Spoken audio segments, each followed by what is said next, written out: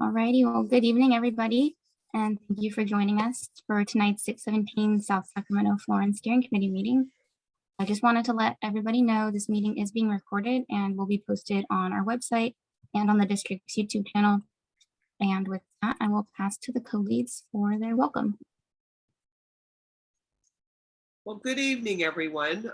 My name is Pat Shelby, and I am one of your co-leads. I see that Bill is still trying to take care of some details on a call.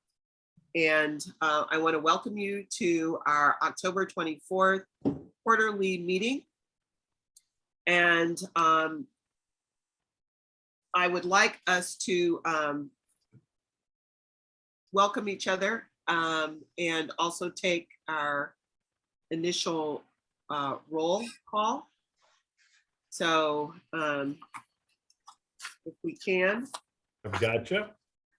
Ready? Yeah, ready. Bishop Baker. Here. Jesus Cervantes. Richard Falcone is not attending today. Rhonda Henderson. Present. Tito. Yes, sir. Good to see you always. Bill is here. Lindsay or Lisa Lindsay. Not here. Okay. Patricia Shelby is here. Present. Vincent Valdez. Stephanie Williams. Present. Stephanie not here yet. Stephanie is here or not here? I'm sorry. Not here yet. Okay. Okay, and then on SAC Metro Air District, Did we skip Taylor? what's that? Taylor Sam. I don't have that. Oh, yeah. Oh, I see. I'm sorry. I thought that was a no. Taylor Sam. Here. Gosh, I apologize. Do you have Spencer Eberly? No. Spencer, your hand is up.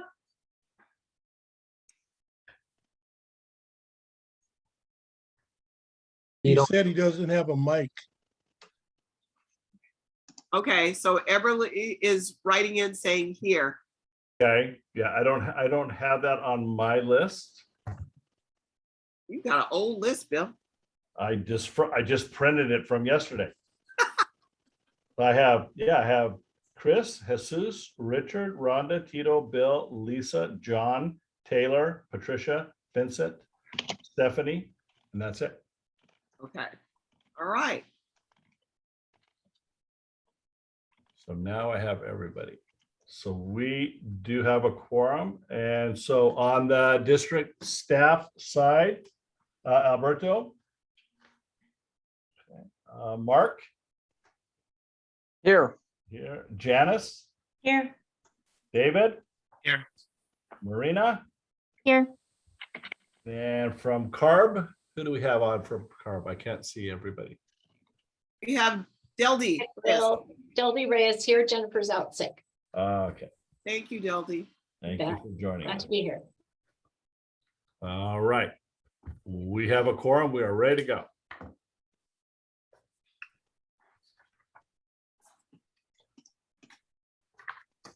All right. First on our agenda, we have, let's do a bit of the housekeeping piece about how folks can use their phones to call in and such. Yes, if I could get you, Janice, if you could skip please to the logistics slide, I can go over that. Thank you. All right, so this is our technical piece here for anyone new to Zoom, that we have staff available. Myself or David can help if you have any tech problems. You can send an email to that ab617clerk@airquality.org email on the screen. You can also put in the chat box, message the host or the co-host, and then we can help you out. For any agenda items that have steering committee discussion, the co-leads will announce the format of it. So if it's round robin, they will call upon each member one by one to speak. And then after everyone has spoken, you're welcome to raise your hand, your virtual hand, or your hand if you're on camera, if you have any additional comments or questions. And then same thing for the public comment period. If it's round robin, and you'd like to speak, please just raise your hand on Zoom. In order to do that, you should see it in the reactions button here in this screenshot. There should be a little raise hand button under reactions. And then if you're on the phone, you can call or press *9 and you'll hear an automatic voice saying that your hand is raised and to wait to be called upon. And then when you're called upon, press *6 to unmute yourself. And if you're on both the computer and the phone, sometimes you have to do that. Just unmute yourself on both. And then you can also email any comments to that same email on there during the public comment period, and we'll read it aloud to the committee if you're having any trouble with your mic and that's easier for you. And lastly, a reminder that it is very nice to see everybody, but it is not required to have your camera turned on if you have any privacy concerns about your home background or anything like that being viewed, since these are posted on the website and on our YouTube channel. And with that, I'll go back to the co-leads, I think. Thank you. Thank you very much, Marina. All right. Janice, on the agenda, Approval of meeting minutes. Bill, I would ask, I know that they went out today. I was unable to review those meeting minutes. And if that could be deferred for final approval of those meeting minutes till our next one so that we have time to review them, I would appreciate that. What is the pleasure of the committee? I'm certainly fine with that if it's good. If the rest of this body is okay. Are there any objections to that? Hearing none, let's defer that to our next meeting. Okay.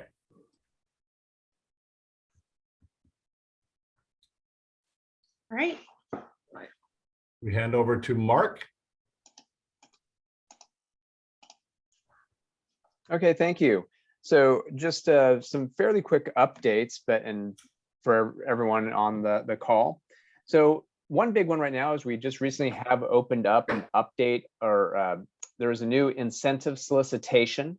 So the district is in the process of administering an additional $22 million in incentive funding eligible for zero emission heavy duty equipment. So this would be everything from your buses, your trucks, ag and construction equipment, and also for charging station. We will be doing a focus on our most disadvantaged and low income communities. We'll also be taking a look at small businesses as the primary focus will be sort of getting an early nod on any applications that come in. There will be additional funding available in 2023, and our hope is, we're working currently with both with CARB, the state legislature, to get some of the guidelines changed. So we hope that the 2023 funds will also be eligible for lawn and guard equipment. That's not a guarantee, but that's something we're working on to try and get changes to the guidelines that would allow us to do that. I'll pause there before I go on to the other updates in case there's any very quick questions on that. Okay, not seeing it at the moment. I had a question. Yeah, go ahead, Vin. Sorry, go ahead. Question. I'm sorry. I have myself mute. Did we get the flyer? Did we get the flyers for these? These are the flyers we have emailed to us? I believe it was emailed, but Vincent, we can double check on that during the meeting and confirm. And if not, we can get you the flyer. But I believe we did forward that on from the Transportation Climate Change group, but we'll double check during the call. And if we haven't, we'll get that shared out. And Great it's question. okay if we put this on our website too? Yes, absolutely. Thanks. I have a follow-up question as well for you, Mark. Do we have a sense of where other communities are around the argument that we've been making that some of our small businesses, like our landscape and lawn care businesses, being able to transition to electric, these type of funds being helpful to them? Is there any broader discussion that you've heard? Yeah, I think it's probably safe to say that there's a broad interest from many communities statewide for that change. And so we do have support, going through trying to get those changes made. I see Delby's giving me the thumbs up on confirmation of that as well. So it's something where, I'm going to call it cautiously optimistic. We hope that they can go ahead and get that change made so that the 2023 funds will have that kind of eligibility as well. But certainly Thank you. there is a broad interest statewide. I think that is an important level of flexibility that we need at the community level, especially for our small businesses, getting that support. So thank you. Glad to hear that. I have another question. So when you say funding available in 2023, is that in like 2 months, or is that like middle and after June, or would that be the end of 2023? Great question. I would say it would probably be the second half of 2023. It's possible it could be earlier, but I would plan on probably more the second half. Thank you. June funding. And I'd like to echo what Pat said too. It's really important that we get the flexibility in being able to use these funds for things that are directly related to the community. That's nice. All right. Yeah. Go ahead, Mark. And I'll just end with completely agree. Yeah, Jaime and Rafe and their team have been definitely pounding the cement to make that position known. So a couple other updates. As we indicate here, we want to just give everyone a very quick update on the trailer deployment. That's the mobile lab out at Fernbacon Middle School. So last we spoke, the school, we were still waiting for the school district to sign the agreement form to have it out there. They came to a realization that they have to go to their board before they can get that signed. So they are going to their board next month. So once we do get that signed, we will then proceed with the electrical and other work that we need to do out there. And so consistent with what we shared in the last meeting, though, we're probably looking at a deployment in early 2023 at this point. Hopefully, once you get to their board, get everything signed, we can start moving forward on the actual work at the site. Two other updates that aren't necessarily listed here, but I just want to take a moment and thank Spencer for his time as a committee member. Spencer is still, going to try and stay active as a member of the public, but he's let us know a couple weeks ago that he has some additional things on his plate right now. So he's stepping back as a steering committee member, but is continuing on when and where possible as an interested resident community member. So I just want to take a moment and thank Spencer, though, for his time as a steering committee member and his continued participation as a member of the public. Also, just as an information note, we do have the next year's community nominations coming up. We are submitting for the district 3 additional communities. For those that have looked at our nominations in the past couple of years, these are the same broad areas. So we are nominating a community up in the north Sacramento. We're nominating the community just north of our current steering committee area, and then west over near Executive Airport. So these are areas that our information consistently shows that there is a strong need and desire. It will be contingent, though, upon additional resources and funding coming from the state on that, but we will be submitting that here later this week. Keldy, you have your hand up? Yeah, thanks, Dennis. Thanks, Mark, for that update. Just wanted to clarify when that nomination letter comes in, which we appreciate very much. Are you not going to be submitting this community for a camp? Excuse me, for a SERP, an emissions reduction plan? That is correct. Okay, so you would be, and so the other ones that you would be putting in would also be only for monitoring? Correct.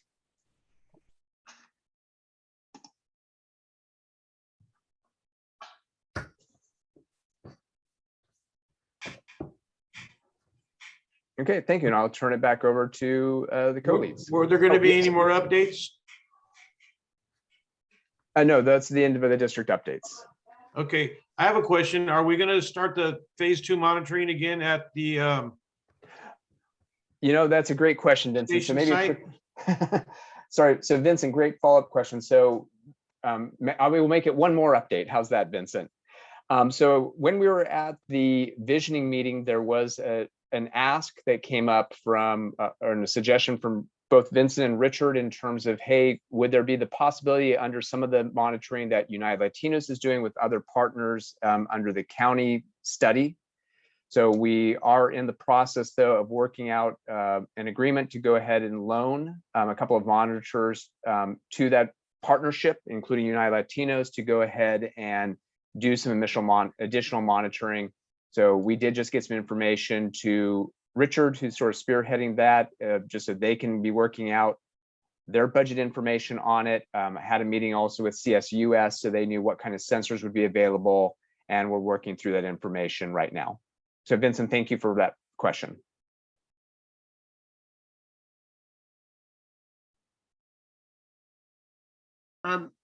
I just think it's kind of exciting to be able to make those connections to the broader community and see how we could be able to utilize some of the equipment that we had that we currently did not have funding ourselves to utilize, but being able to help another organization and effort within the community is, I think, exactly where we need to be going. I couldn't agree more, Pat. And what was asked for and what we're working out is that basically this will help that partnership start up their monitoring before they get their equipment that they already have ordered. That way they don't have to be waiting for equipment to arrive, which is delayed just due to equipment orders and backlogs. And they can both do some monitoring at a stationary site. I believe they're going to shoot for the same station as the intent, Vincent. We're putting them in contact with the same partners that we had there. And we're talking about borrowing a second device so they could start piloting some of their vehicle driving monitoring as well. So it went up from the one that we talked about at the visioning to 2 devices. So perfect. I love that. I love that effort. And that's exactly where we wanted to start going with this committee, to be able to make that network and grow those relationships. So fantastic. And that's all the more data for us to be able to utilize for the benefit of the community. All right. Collaboration is where it's got to go. Absolutely. Thank you, Vincent. Absolutely. All right. What's next on our agenda? Recap. Our visioning meeting.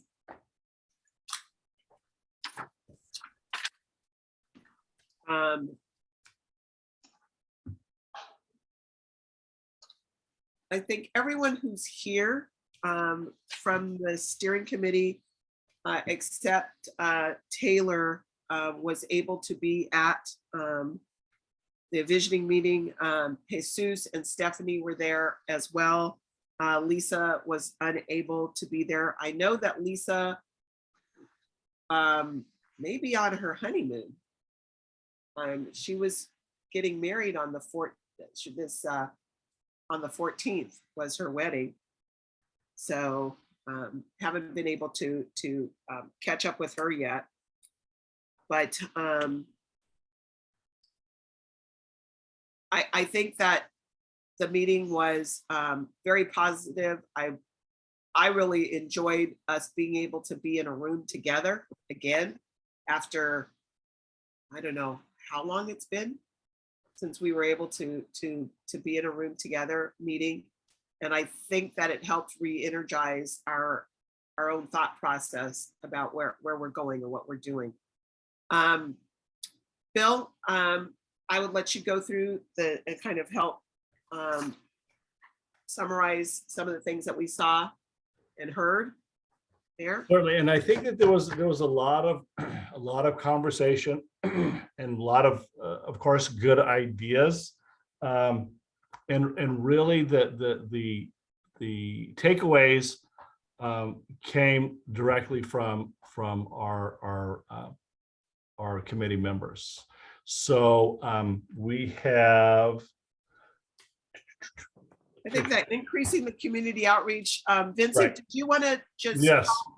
give a summary point on that? Because that was a real place where you spoke from the heart about that Well- in community outreach. Well, number one, we have our 2 meetings that are called community engagement meetings and nobody attends. And so I'm not sure if maybe we look a different way to do the community engagement meetings. I'm even thinking of maybe if we go back to meeting in person, we go to where people are. So that's the new saying, you got to go where people are at, you know what I mean? And so an example is La Familia Community Center at Maple Center. That place is packed every night. We can invite people that come join our meeting. And then other community, Bill's Place, for example, we could go meet at Bill's Place and invite people there and go to the community centers and create an event or an activity for people to come out and see who we are and what we're doing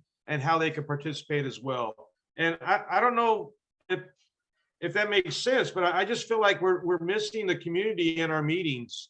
And I know I've taken what I've learned and what we're doing, and I speak at my organization and we reached out to the community, but I just think as a whole, the AB 617 process is kind of missing some of that community engagement and empowerment. I think was another one I wrote on one of those too as well. Right. So- And Vincent, I think that is valid. I believe that now as the fear is subsiding and our and institutions are starting to open up for meetings and people are starting to feel more comfortable about how they can interact with each other safely in our post COVID world. We're not post-COVID, but we're feeling more comfortable that it's going to be something that we're going to live with and figure out how to manage ourselves in. And so you're absolutely right. When we started, we were gung-ho. We were like, and just when we got hit with COVID in 2020, we're starting to lay out our first community meetings and who our school partnerships were going to be and where we were going to start targeting. And I think we're ready to get back to that. Absolutely. Because it's not community engagement. It's not sufficient to just be a Zoom entity. Very good. The other piece that came up was communicating our story to the community in a meaningful way. And I know that Stephanie has spoken to that. Richard had spoken to that. And right now, neither one of them are able to be here to voice that. But Richard, I thought very eloquently and in matching with his theater background, understands that you have to be able to tell an engaging story to get to folks. I know that Mark and I also shared, Bill and I also shared that as we talked with folks, people are saying, they want to know what it is that we want very, very specifically. And so that was tied to that ask. What are we asking for? What is the pitch? What are we wanting to say specifically? And it can't just be, yeah, we want money. It's got to be, what is it that we are doing? That was what we went into in more detail as well, how we get to that. I think there's a lot of conversation again with Richard and with Vincent on leveraging data and really getting everybody to work together and to say, okay, how do we do this in a more, not even inclusive, but I guess the word would be inclusive, is we look to say, okay, how do we get partners together? Who's doing what? Let's not duplicate what somebody else is doing and really get a broader reach with our community.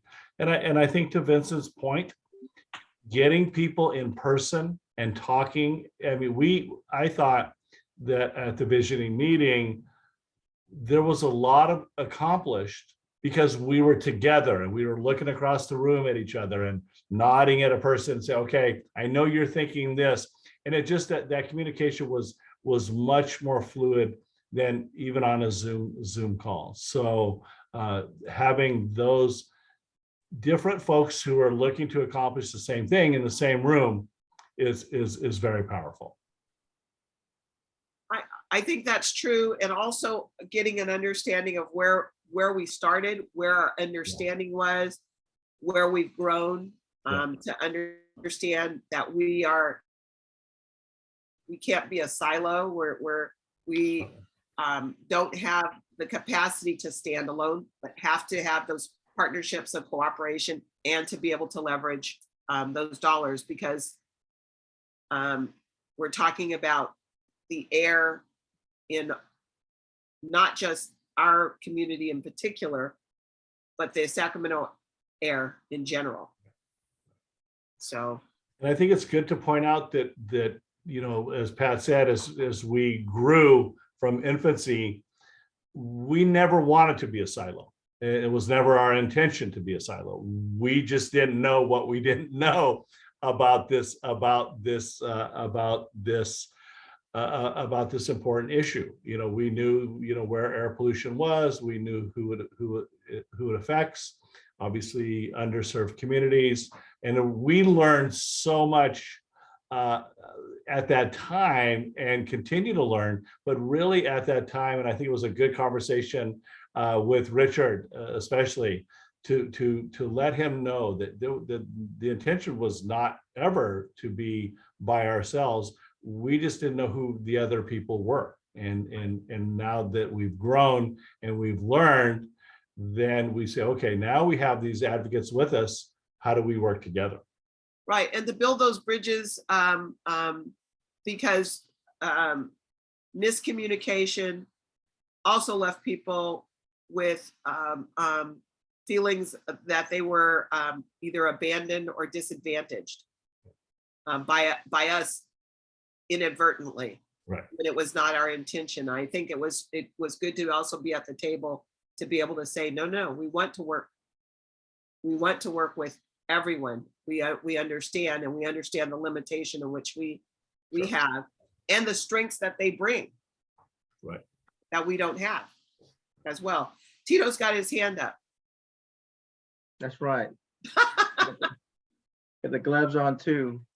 No, I definitely agree with everything you guys said. Miss everybody. It's really nice to be able to give each other hugs and just feeling that warmth again. Even though I really felt like we got kind of kicked out at the last minute there. I didn't get a chance to say goodbye to everybody.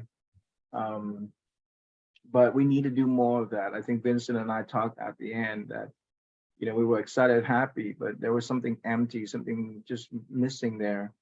That was just sense of, you know, what did we walk away from it? Yes, we vented, we talked about it, but what's next, right? And that's just happened a lot because just the 2.5, 3 hours sometimes get to us physically, emotionally. I shared with the outreaching team last 2-3 days ago, you know, what we need to do tangibly, specifically in outreaching the community.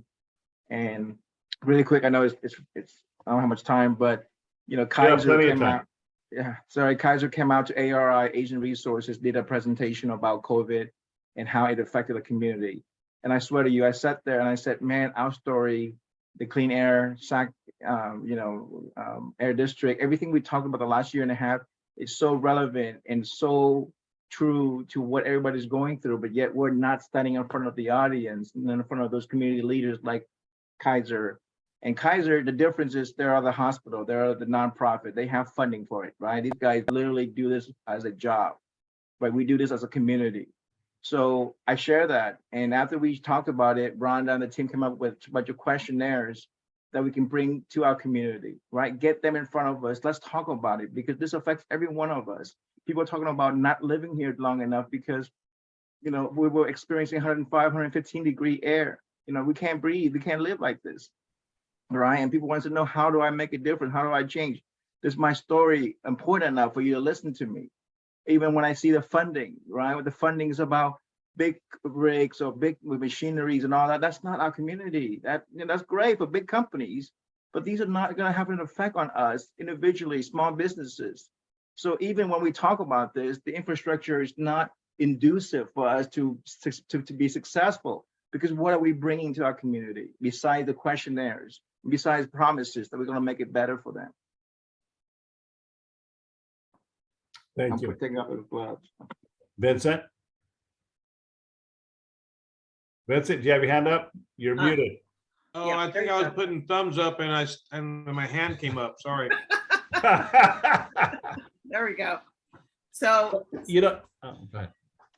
go ahead, Bill. No, I was just gonna say, you know, Tito, I agree with you. I do believe, and I shared this with Pat at the end, or Pat shared, we both shared together.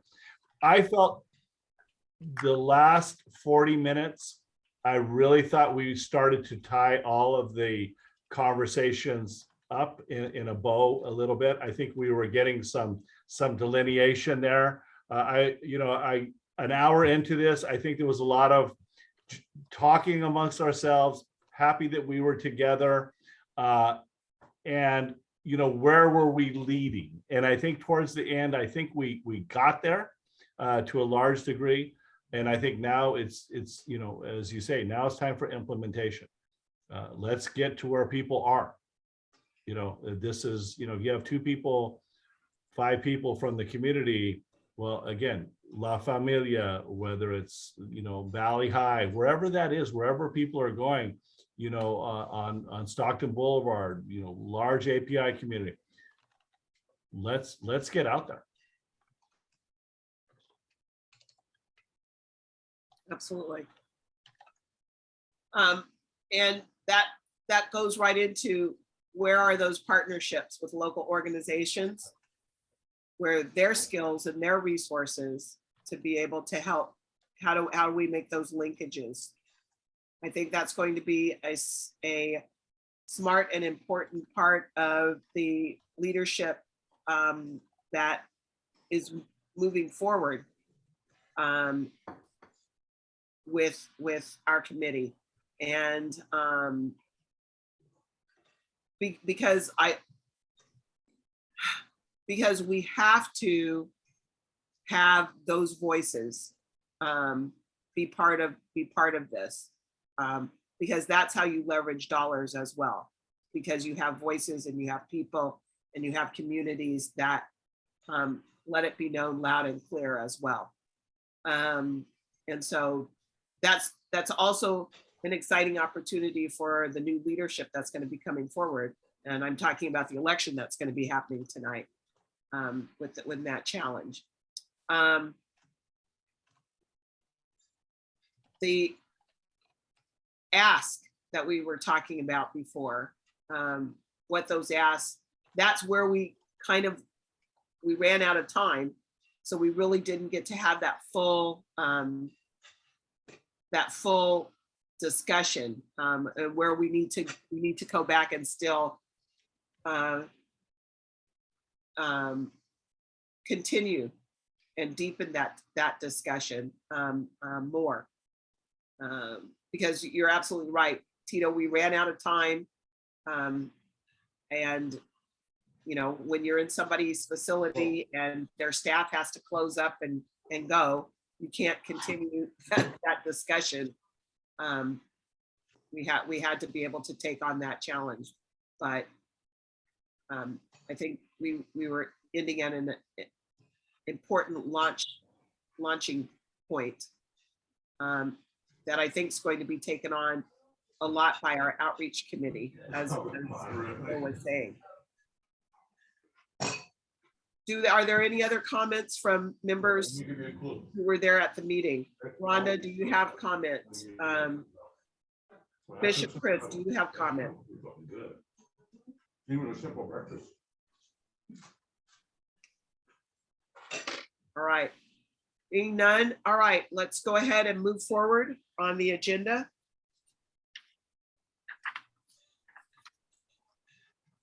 Pat, I see a hand up from Deldy. Delby, please, I'm sorry. I No, missed- not at all. And I don't want to take time away from you, but would it be okay to say a little bit about resources? Absolutely, if you will, please. Thank you. Okay. So one thing to just share, 2 things really. One, to go back to one of the choke points for the program, which is the funding for air districts to operate 617. We were fortunate that we got a very modest amount at the very end of the tail of the budget year for quote, development of new community emission reduction plans. So these were dollars that we could actually, CARB could allocate across the various districts as long as we're in support of new SERPs. That was my reason for my question earlier, Mark, about will your nomination advance a SERP? So just wanted to share that. And then the other thing I just want to point out is that this year we are proposing to revise the community air grant request for applications to include a new project category type. This new project category type is what we're calling a local community emissions reduction plan, where a community is essentially doing so much of the work that you have done to date, potentially doing monitoring, identifying your priorities, developing and honing your partnerships. Which side is better? And these funds would be awarded up to $300,000 for a community partnership in order to come up with community's priorities.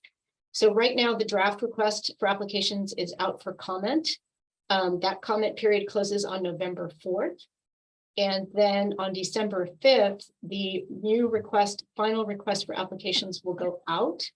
And it will close in March, in early March. So there will be the typical 90-day period for organizations to put their applications together. I just wanted to flag that for this group.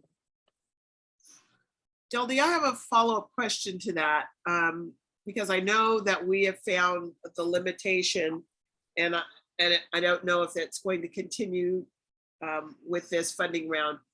Do all of these organizations need to be a 501c3?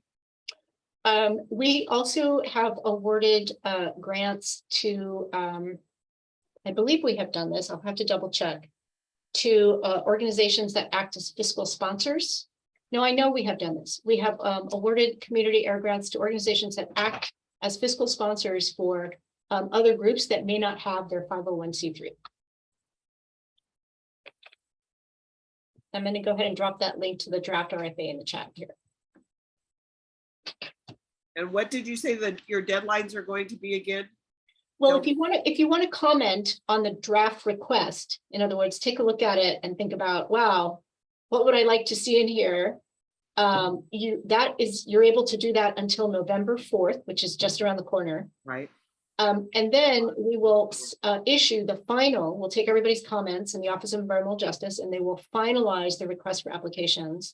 And it will be posted on December 5th for a application period, which will close on March 3rd. Okay. All right.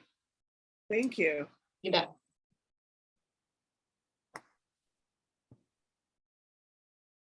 All right, do we have any other comments for the steering committee?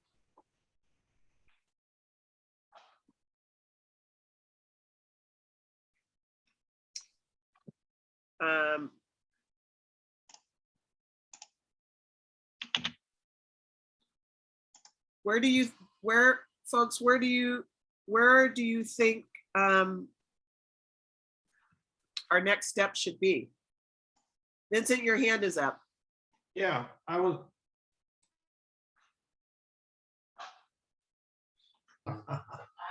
Vincent, we're not able to hear you very clearly. Can you hear me now? Yes. Okay. I was just wondering, is there any other, do we have a representative from CARB on the EJ? We used to have a representative at one time, and Deldy, what is your position with CARB?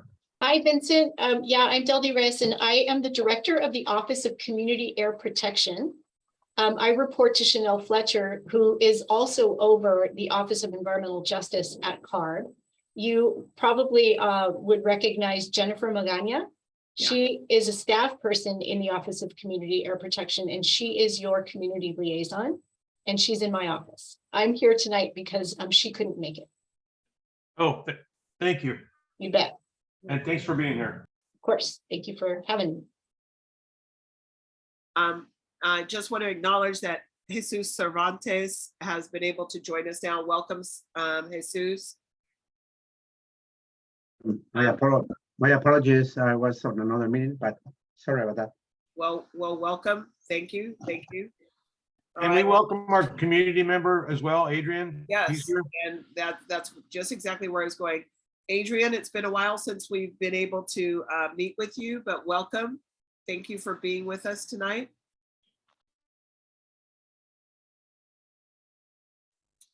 All right, so the question is, at this point, what do you think some of the next steps should be from the committee members, from the community as well?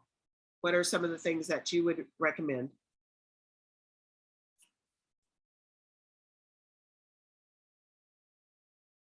This is Rhonda. I would say community engagement and developing our story, our elevator speech, or telling our story. We need to draft that so that we can all be familiar with it.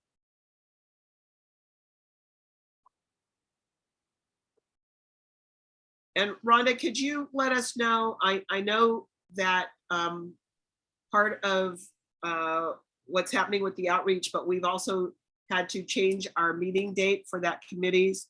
What are its meeting dates and times now? Instead of meeting on the third Thursday, we meet on the third Wednesday. Okay. 6:30 to 8:30, but we usually don't go to 8:30. Okay. And we have decided to use that meeting for planning the Monitor 3 introduction. Yeah, it's one of but it's the community outreach projects. right. So that, and then we're going to introduce tonight something else that we're going to do. Okay. All right. All right. All right. Let's move forward. Can we get a recap from the? I had one more thing I wanted to see us go do ahead, as a Vincent. committee. I'm sorry. So the air monitoring data report that we had a few months ago, that, or might even be 4 months ago now, that was a recap of all the monitoring we did. But in that report, we removed out all the bad smoke days from the fires of 2020. I was wondering if we can get that data and have it accessible to the committee members or to the committee, or just a whole new report. I'm sorry to say, but that report left all the clean air days of COVID and took all the bad air days of the smoke fires out. So it was really lopsided. And if there is data that's available for us that we could find, I think it's good that we could tell people this is how bad it was during that smoke period, rather than we removed it in this report, so that data wasn't available to us. So maybe somehow we can kind of get that information to help us tell the story of what happened in 2020 as opposed to 2021 and 2022, which is this year. Actually, Vincent, if I may, Telling the complete story is probably what we really need to do, instead of we removed this and left the clean air days in and removed the bad air days. Vincent, if I may help answer your question a little bit, while the presentation focused on taking out the wildfire impact days, because we were trying to look to see what are the impacts that are happening within our control, the report actually still does include the wildfire days. So there actually is the graph back in the presentation from 4 months ago that included all days, wildfire included. Also, the data we have on the website is everything. So all data, whether it was COVID, whether it was wildfire, everything is there. So that data is 100% complete, as long as the data itself was good, is all present. Wildfire, non-wildfire, it is all there. So if you go into the raw data itself, everything is present. The presentation did still have a slide in there that included the wildfire. So the actual graphical representation was there even 4 months ago. We just had that we showed it afterwards when the question was, and we sort of realized, okay, we probably should have started with that slide as opposed to doing that one later on in it. So if you look at what we posted, we actually do have even the graph with the wildfire days in it as well. So what we Okay, could do, Vincent, Thanks, Mark. so what we could do, Vincent, is reshare that information, because I think one of the things that you shared was that you want, or the steering committee subgroup had talked about posting some information onto the website. I think that was the goal. And so we can definitely share that back after this meeting. Yes, I think that is the purpose. So we could take that information, put it on our website, and then also show the contrast of the, well, obviously it's 2021 and 2020, and the wildfire, the impact the wildfires had and stuff like that. And so maybe we could, as a committee, we can restructure that report to show everything. Thank you. Absolutely. And yes, and be able to have those links so that people can link to that information. But there is a story there about smoke and the impact and the major impact that it was making when it happened. That's all part, that can be all part of the story as well, Vincent, because we are going to be at risk for wildfires into the future here in California. If we are looking at our profile, that's really something that we have to plan in. What are we going to do? What are some of the strategies that people should know about to protect their health as best as possible during those emergencies, as opposed to trying to find it during the emergency. But the other part of that is also a place where you can intro to get to the other information that all of the background impact of everything, because what's impacting our health is a cumulative effect also of our transportation exposures, sources of pollution, all of that. So absolutely being able to tell all of those parts of the story. Vincent, do you have more? Your hand is up. No, I'll take it down right now. Right, thank you. All right, Rhonda. Yes. Give us an update from the outreach committee. Okay, I'd like to share the screen. If I can, Janice, can you share the screen so I can show something? Give me 1 second, Rhonda. I'll turn on Lena's the working on it. permissions for you to do that. Okay.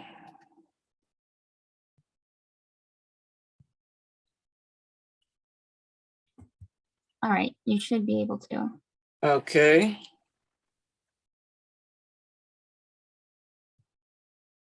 Okay, share.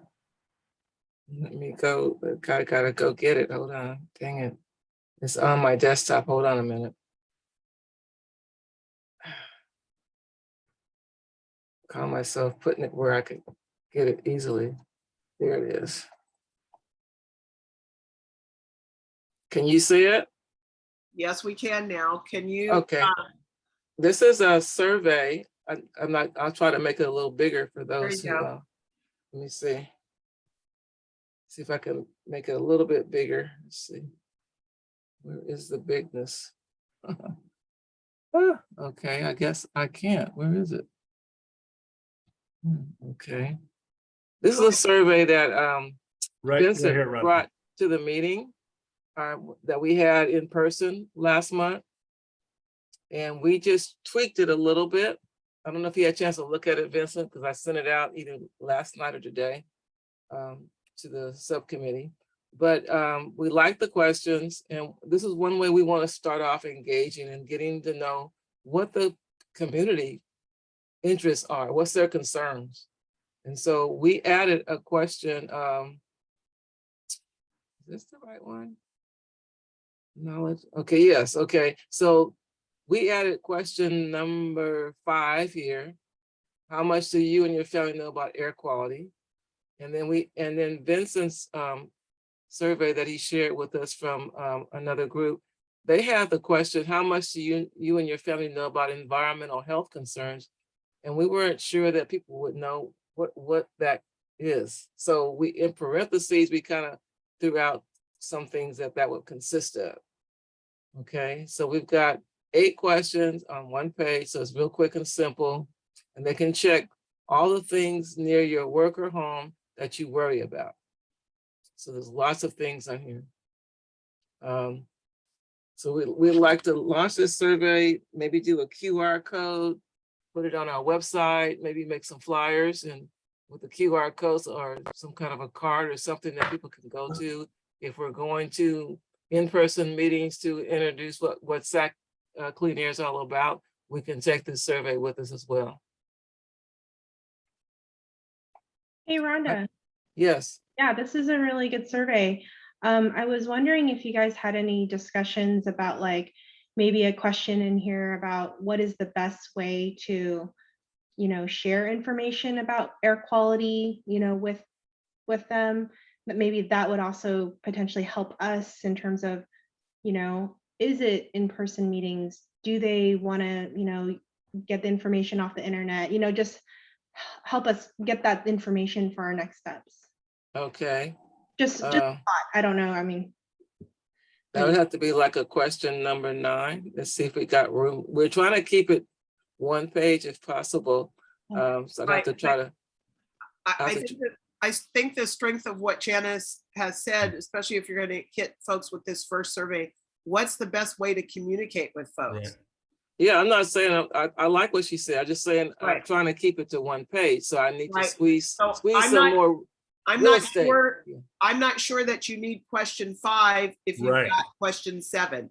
That seems redundant. Right, So just keep question 7 and eliminate question 5. right. I think environmental health, air quality, kind of in the same thing for folks.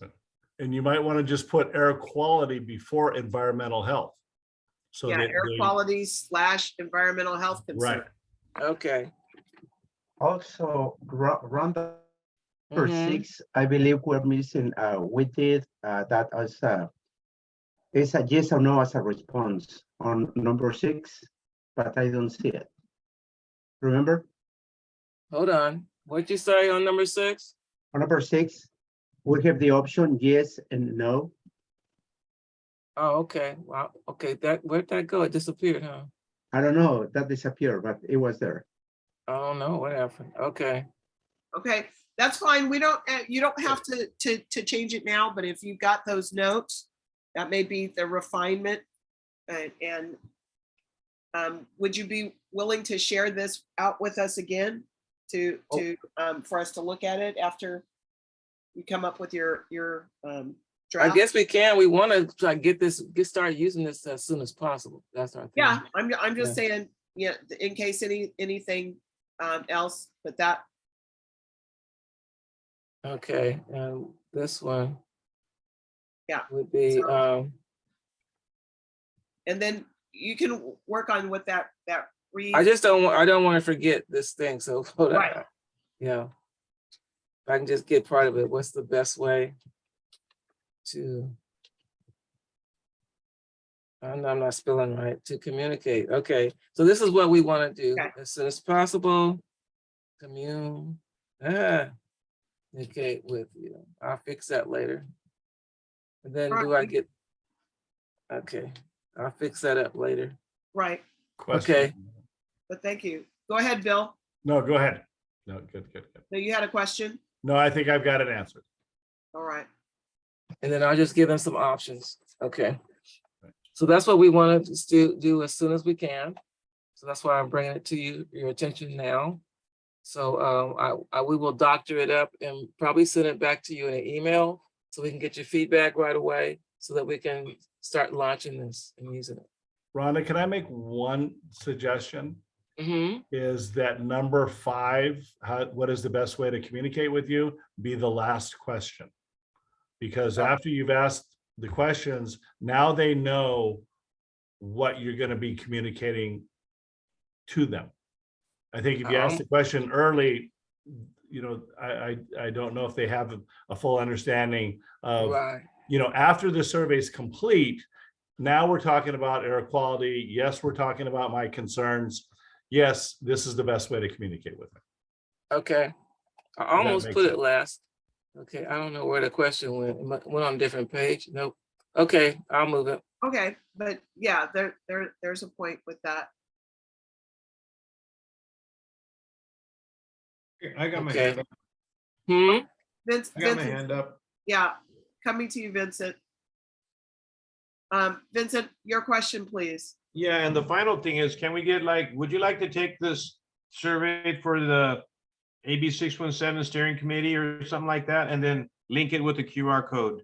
And we'll have to figure out how to do that, but that's our goal, is to throw that out there and people can click it on their phones, click it on, take a picture of it online on Facebook or social media, and then go right to our website and do the survey. And also while they're at their our website, see who we are and what we're doing. So that's the goal with the QR code. So hopefully we can get to that point as well. And I think we have a little tutorial on how to do it. But if Maria Yeah. knows how to do it, Okay. that'd be great too. It looks, Taylor, I think that's kind of down your, Oh, that's right, Taylor. We were hoping that Taylor was going to show us how to do that. Yeah, lead into that. I was wondering if the district has any input there with helping and assist with creating the survey, and if not, I'll look through our own website and see what we can do from there.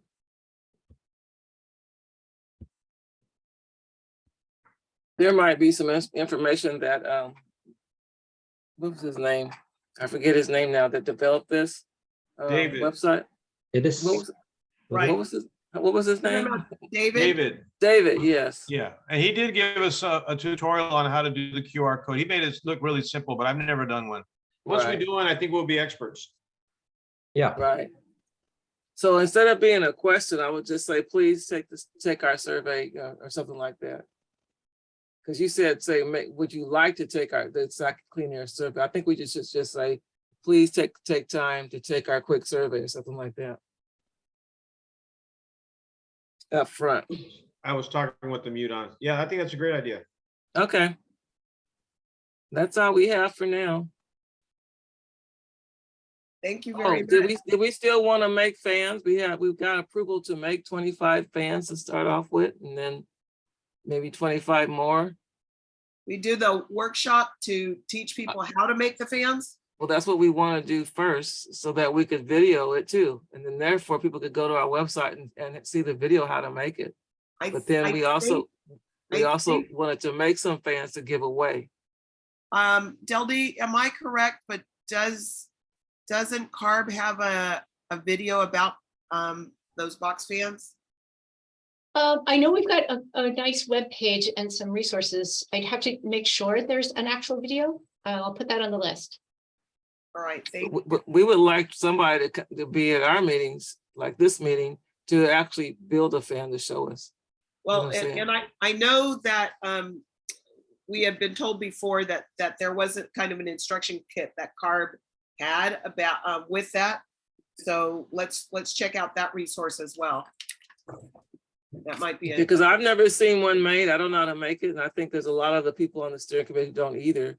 And at one of our last meetings, we had indicated it would be nice if somebody could just make one at our meeting. So Rhonda, is there a plan or a time that the steering committee is going to have an in-person meeting? No, we'd have to, is not the, you mean the steering committee or the Excuse subcommittee? me, I'm sorry, the outreach committee? No, we're still meeting by Zoom. Okay. It would have to be, I'm thinking, bring it to the whole steering committee. You know, Yeah. So that, not just the subcommittee. And it could be done on Zoom. In fact, if it's done on Zoom, we could videotape it on Zoom too. Yeah, they're Or we can make in-person meeting for those who feel comfortable going to in-person meetings. And well, then- it looks like that would also be part of that outreach for the phase 3 monitor that you're talking about, right, Rhonda? We don't have a strategy yet for that. I'm just saying that perhaps the box building workshop. No, with the we We hadn't tied those two together. This was gonna be separate. All Yeah. right. All right. With Okay. that, thank me you get- so much, Rhonda. All right, so I'm gonna stop sharing here. Okay. Stephanie, thank you so much. I know that you are busy and had a meeting that you're coming from. Thank you for meeting with us as well. Stephanie Williams is our others steering committee. So all members are present.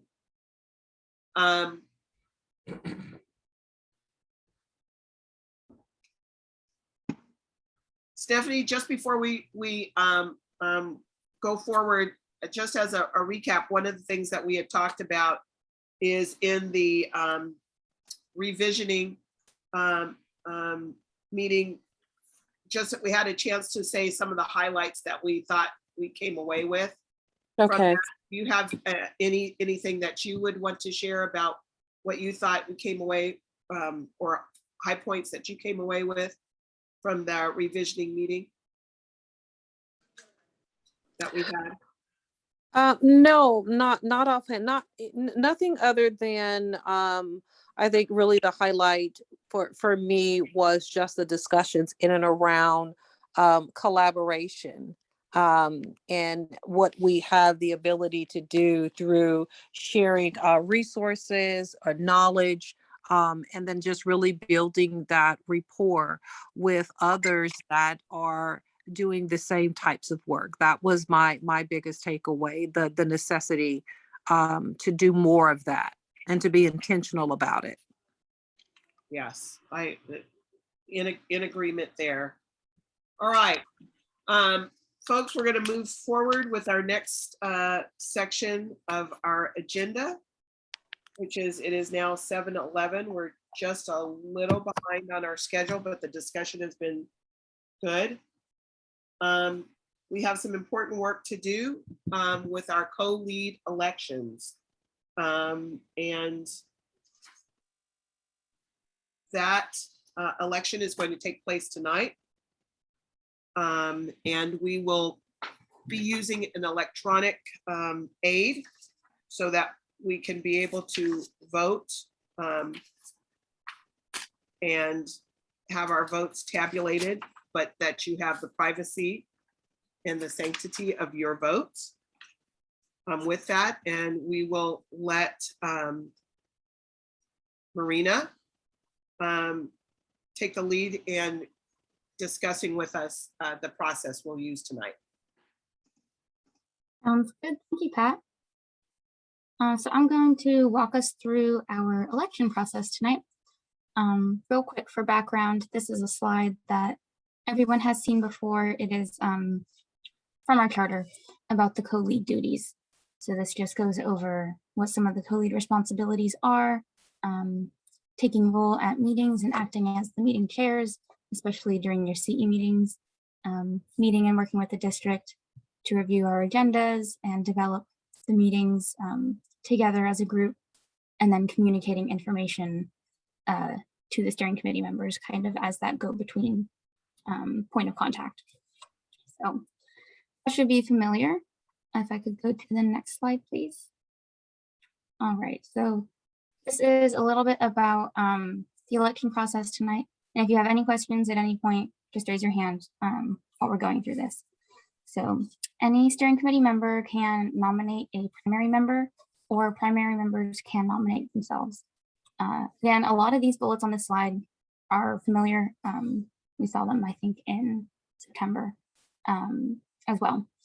So these three on the side here are the nominees that we have. They have been nominated and accepted those nominations so far. So these are the three so far for tonight. And the nominees may speak regarding their qualifications and willingness to serve and answer any questions from the committee, from the public. You don't have to. We're not going to put you on the spot to make a speech, but if you would like to, that is an option tonight. And then for the voting guidelines, again, this is as it has been in previous years for any of you who were here for our past elections. Members must be present to vote. And each primary member casts one vote for each of the 2 open co-lead positions. So just to clarify, we have 3 names on the ballot tonight, and there are 2 co-lead positions. So when we do the vote, you're voting for the 2 names that you want to be co-leads. And they are equal positions. It's not like president, vice president. So you're just picking 2 names. And then the members cannot cast their 2 votes for the same person. Self-explanatory. And an alternate member can cast votes if the primary is not present. But our one alternate member is not here tonight.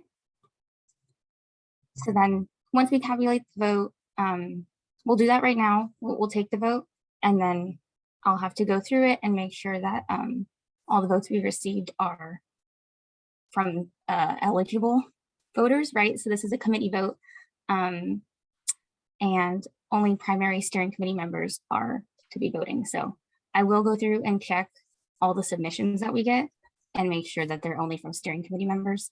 And then we'll come back to this at the end of the meeting and go over who were the top 2 that we received and move forward from there. And then the new co-leads will begin their term in January. So this is, we talked about this before. We're doing this now in October to kind of give us some lead time instead of doing the election in January and then boom, your term starts right then. This way they have some time to work with Bill and Pat and kind of do that transition and learn what they've been doing for the past few years, since there is some tips and tricks to learn from our current co-leads. So that is process tonight. Are there any questions? I'm going to go over exactly how this will look on Zoom, but before we leave this slide, if you have any questions, just let us know. Are there any questions? All right, seeing none, Marina, will you please continue? Alrighty, so I have the polls already made here.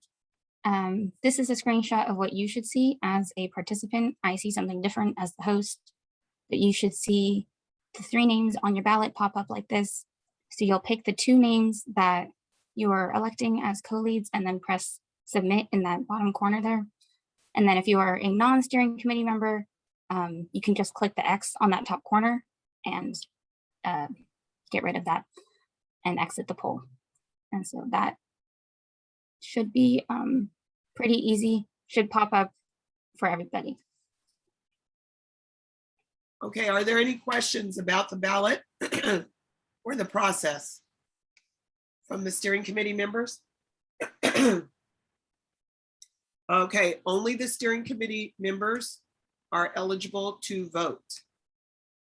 And I'll go through and do a roll call vote so that if anybody is not near their computer, they'll hear their name and we can make sure that your vote is counted. But before we do that, I just want to pause before we actually take the vote.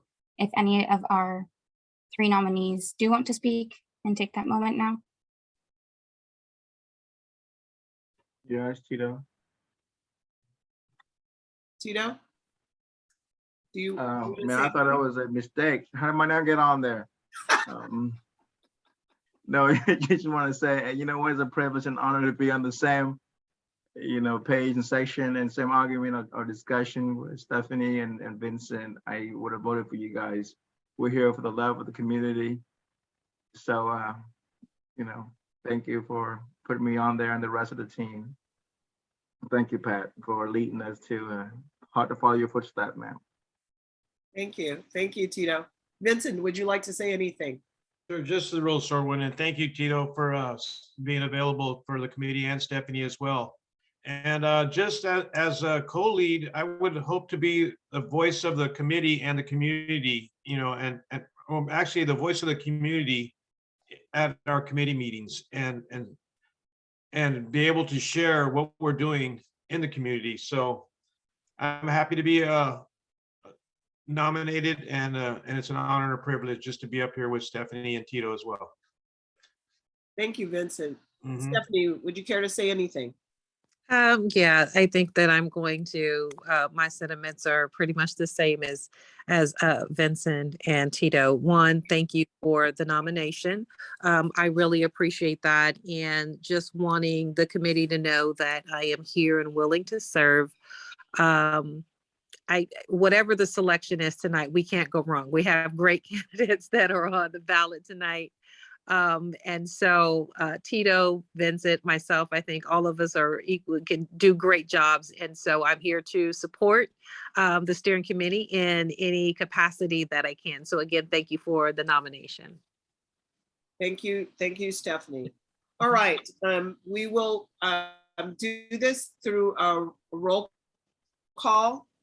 Everyone will see the ballot, and for those of you who are participating as public members, as staff of CARB, as staff of the air quality district, you are not voters. We will go through a roll call to make sure that only the steering committee members are the voters. Okay. All righty. I If you will will, launch please. this for you all.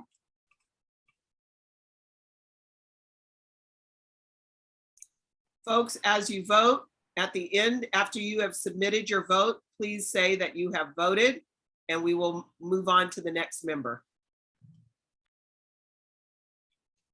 All righty, I'm gonna run through your names here. Bishop Chris Baker. Voted. All right. Pat Shelby.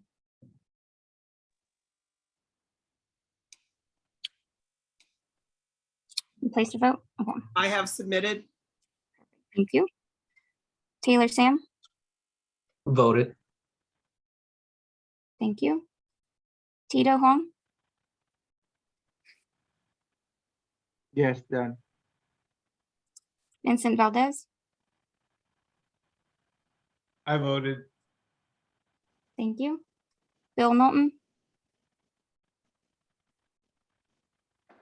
You're on mute, but I saw you confirm. I'm You're sorry, good. voted. Rhonda Henderson,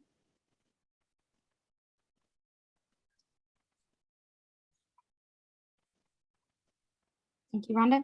I voted. Okay. Jesus Cervantes, Voted.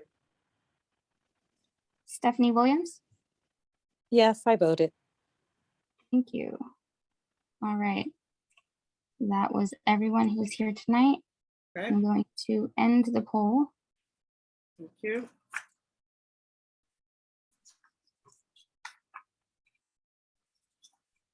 Now, folks, typically what happens, and as the other part of the agenda, as Marina is doing that poll, further in this agenda, we're going to be looking at our end of year schedule, and the new position starts with the January beginning of the year. Will take over all chairing duties.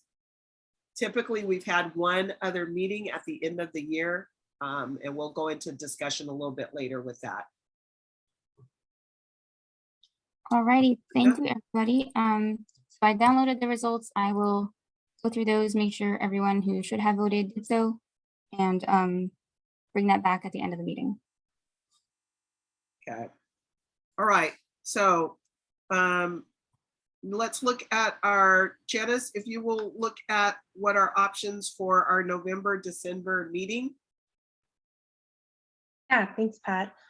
So just as a reminder, our next meeting is the community engagement meeting. This is the slide that you have all seen before, so I'm not going to belabor it and read it off, but that's the meeting that we're looking for in November and December. So typically we have, a meeting, in November, December, but because of the holidays, Thanksgiving falls on the Thursday, which is the 24th here.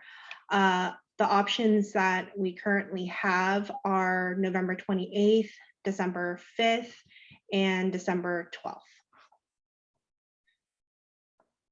We have opted not to have a late December just before Christmas meeting in the past and to start again at the end of January. With that, in the past, we have, I think, at least twice, we shifted our meeting to, was it the first week of December?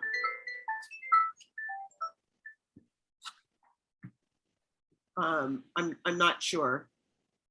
Yeah, we've typically have had it the first week of December, before the, Mad rush of. mad rush of holiday work. But I mean, it's up to the steering committee in terms of, which one of those options would you all prefer?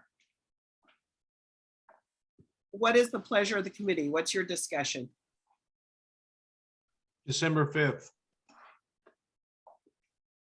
Okay, Vincent, I'm hearing December 5th.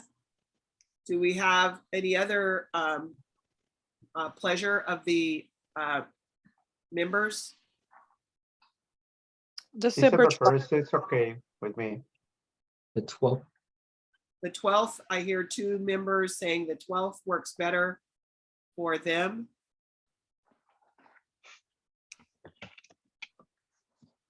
For me, it's December 5th. Okay. December 5th for me too. Okay. At this point, I'm hearing a majority of folks saying the first Monday of December, December 5th works better in their schedule.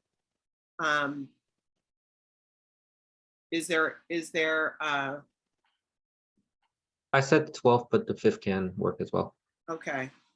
I like the 12th as well, but I'm hearing the majority of folks are saying, I hear three of us saying the 12th and most of the others saying the 5th. I can work my schedule to the 5th. I will work with the 5th as well. Okay. All right. Janice, I believe we have a date. Great, December 5th. Okay. We will need great deal of reminders because it is now so out of our norm. And we will also need to take great care to make sure that we notice the community for that special holiday meeting, special schedule. Okay. Do we have any new business or upcoming for our upcoming meetings? So now that we set the schedule for December 5th meeting, like we do all the in every meeting, we want to touch a little bit about what we want to talk about during that meeting. And so one of the things that we've had a standing item on the meeting agenda has been a outreach subcommittee report back. And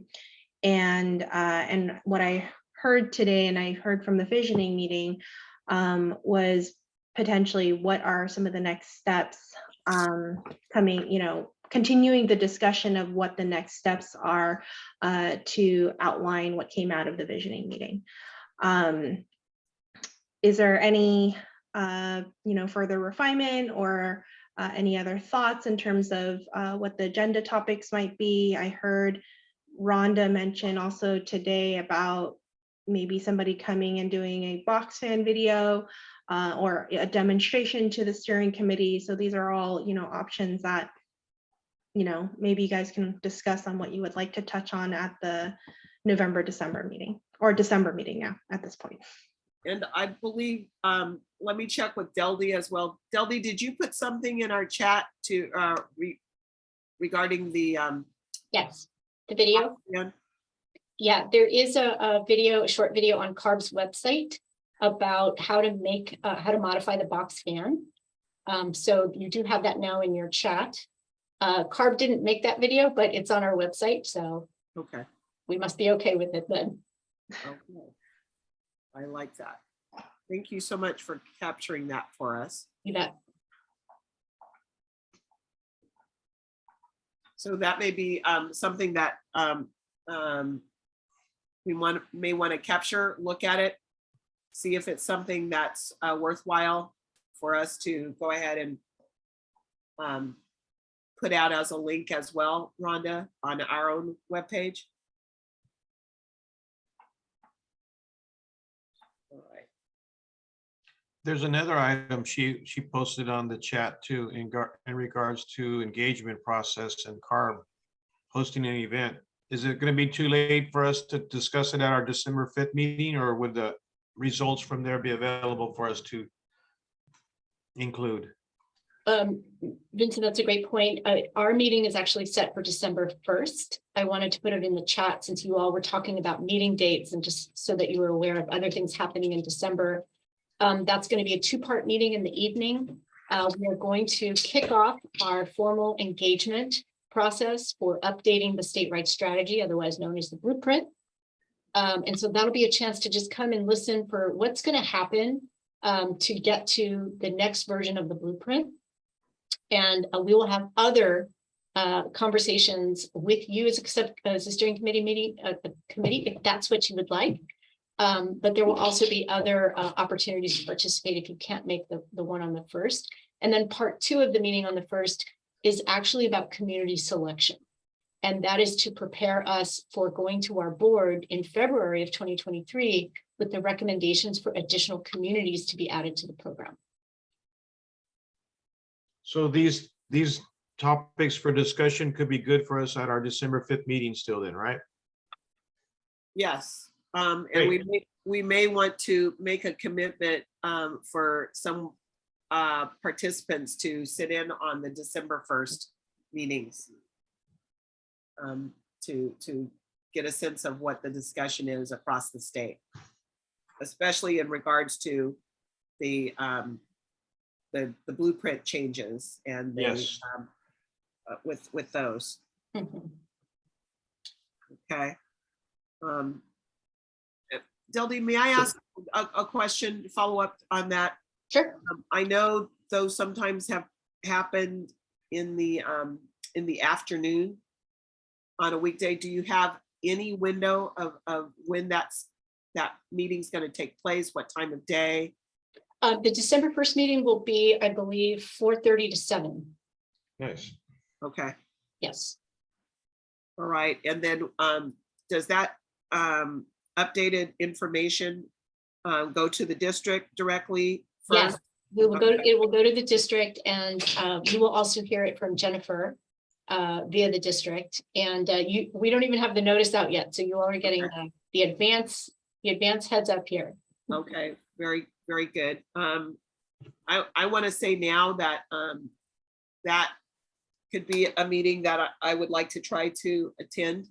Great. No, we would love to have any of you who would like to attend. Please To do. get a sense and maybe be able to bring that to our meeting on the 5th as well. Yeah. Of that sense. Vincent, if you are able to get in on that too, that would be good. Sure. And I just think those topics would be great for our agenda meeting or community engagement meeting on December 5th as well. Yeah.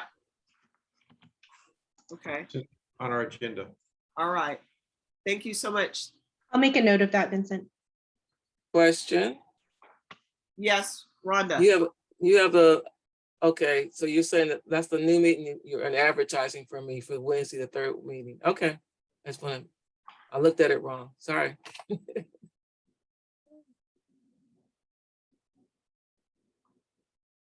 All right. Anything else on this particular topic?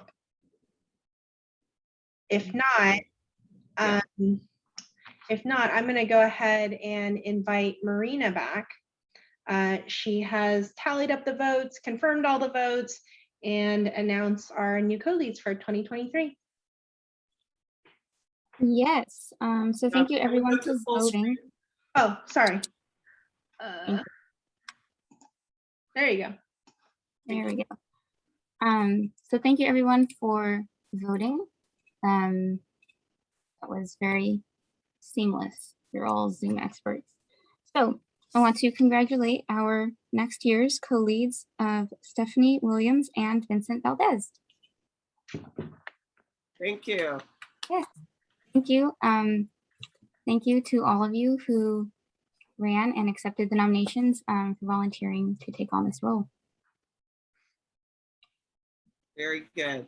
All right, you're going to be in the driver's seat and trying to wrangle cats. So I look forward to helping you be able to seamlessly get whatever information that you need from me and from Bill to help you do that, and also know that, you know, I plan to be an active member of the committee in a more relaxed space. What did President Obama say? Obama out. Drop the mic. Drop the mic. It's been a pleasure for Pat and I to serve this committee. We have, all of us, been together, for most of us, for quite some time. Again, an honor and a privilege, and we will look to continue that service in a way that helps our co-leads and helps our community. So we are here to be of service to our new co-leads. Congratulations. Absolutely, and I think that this is I'm looking forward to just being able to have more meetings where we can start to be able to get out and engage the community and actually meet with the community again.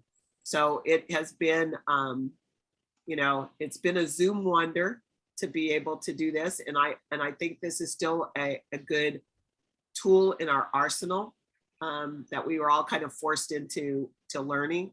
And I think we should take the strengths that we have from it, being able to do polls, being able to, I loved what we did at the meeting the other night, where we were all able to put words in and make that cloud to build. Those are all new technical skills that we have been forced to learn. And now we need to take into making it an engaging part of how we interact with the community at multiple levels and in multiple ways, because everybody's going to have their comfort level and their strengths and where they want to be met. And we need to find out where we need to meet them to be able to communicate with them and advocate with them for the health of their community and their own families themselves. So it has been my pleasure to be a chair and a host with you for these years. And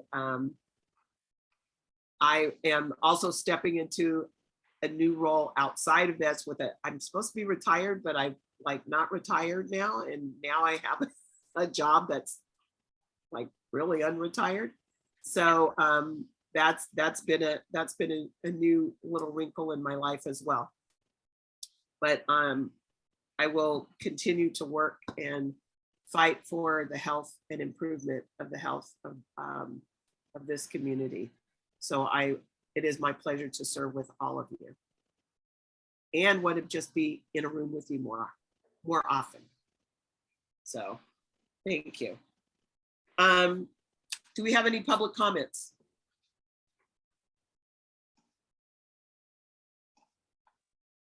Thank you, Vincent. Thank you, Vincent. All right. Being none, and unbelievably, we are not long-winded tonight. Who is ready to submit a motion to adjourn this meeting? Oh, we all like being with each other that much? No one's gonna submit. I'm a motion to end the meeting. All right, there is a motion. Do I have a second? I see some nods. I need a voice. Third. Okay, thank you. A third. Thank you, Taylor. All right, being seconded and thirded, we are officially adjourned and look forward to seeing you on December 5th. All right. Great. All right, Okay, folks. everybody, have a Bye. good night. Good night. All right. Good night. Good night. Alrighty, everyone, I'm going to stop our recording.